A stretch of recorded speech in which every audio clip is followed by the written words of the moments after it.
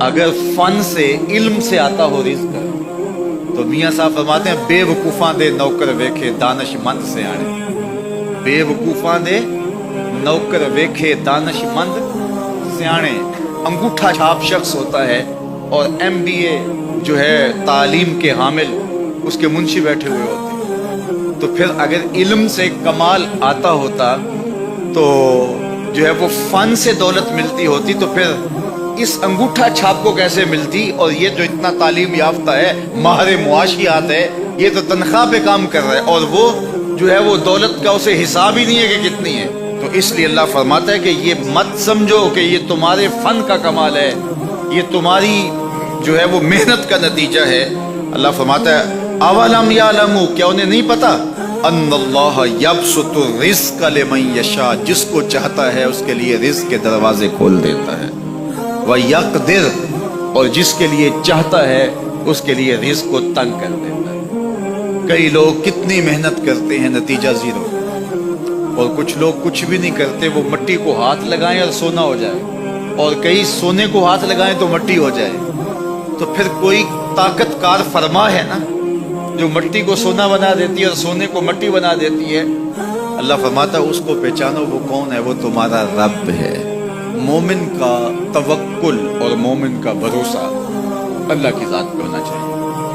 جب ہم اللہ کی ذات پہ اپنا مکمل بھروسہ جسے توکل کہتے ہیں قائم کر لیں گے تو میرے اور آپ کے آقا و مولا نے ارشاد فرمایا کہ اگر تم اللہ پر توکل کا جو حق ہے وہ ادا کر دو تو وہ تمہیں ایسے رزق عطا کرے جیسے پرندوں کو عطا کرے. جب گھر سے نکلتے ہیں تو اس وقت وہ خالی پیٹ ہوتے ہیں, اور جب واپس آتے ہیں تو کبھی بھی کوئی جانور بھوکا واپس نہیں آیا, اور سب سے اچھا کھاتے بھی ہیں.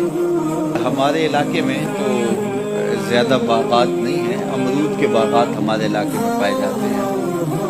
تو امرود کے باغ میں جو اگر کوئی دیہات کا شخص ہو یا جس کا امرودوں کا باغ ہو یا امرودوں کے باغ میں اس کا آنا جانا رہا ہو, اس سے پوچھئے کہ سب سے اچھا پھل امرود کے پیڑ پہ اچھا دانہ کون سا ہوتا ہے. کوئی آپ کو کہے کہ یار امرود توڑ کے لاؤ, میٹھا ہو اور جو ہے وہ پکا ہوا ہو اور ذائقے دار ہو تو وہ جاؤ توڑ کے لاؤ.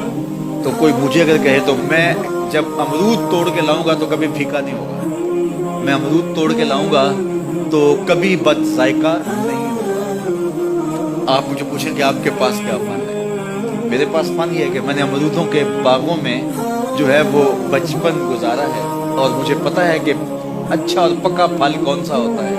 دیکھیں میں آپ کو نشانی بتا دوں, اب نئی نسل انہوں نے نہیں دیکھا, آپ باغ میں جائیں اور شاخوں سے لٹکے ہوئے امرود دیکھیں. جس امرود کو طوطے نے کھا کے چھوڑا ہو اس کو آپ توڑ لیں, میٹھا بھی ہوگا, ذائقے دار بھی ہوگا, ایکسپورٹ کوالٹی سے بھی بہتر ہوگا. سب سے اچھا پورے پودے سے جو سب سے اچھا ہوگا وہ اس کو چوچ مارتا ہے اور پھر سارا کھاتا بھی نہیں ہے, تھوڑا سا لیا, نخرے والا آگے بڑھ گیا. اللہ اکبر. تو جو ایکسپورٹ کوالٹی ہوتی ہے اس سے بھی بہتر وہ کھاتا ہے. تو یہ اللہ پر توکل کرنے والے, ہمیں تو پتا ہوتا ہے نا ہم نے دکان پہ جانا, ہمیں پتا ہوتا ہے ہم نے فیکٹری کام پہ جانا, ہم نے پتا ہوتا ہے ہم وہ دہاڑی فلاں جگہ کرنے جانا.